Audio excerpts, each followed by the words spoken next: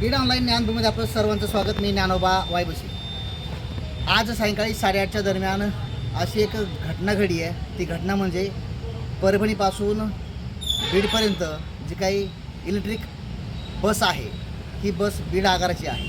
ही बस ज्यावेळेस वडवणीमध्ये आली त्यावेळेस एक नवरा बायको या बसमध्ये चढले आणि तिथून बीडकडं प्रवास सुरू झाला. याच दरम्यान ते दोन जे नवरा बायको आहेत ते मद्य प्रशासन केलं होतं.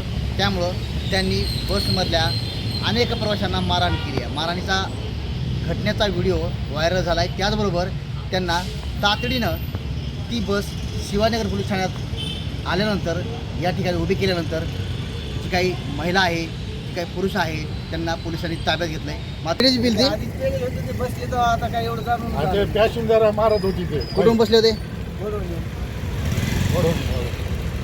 म्हणजे बायको पेली, नवरा पेलेला.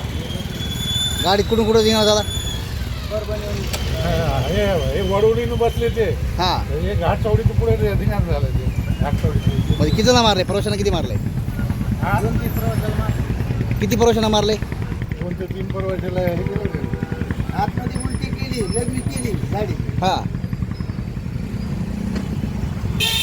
मारा किती जण केली? मारा एक फौजी होता, फौजीला मारलं. फौजीला मारलं कंप्लेंट करायला का आता? बघा लागले आता ते काय करतं बघा.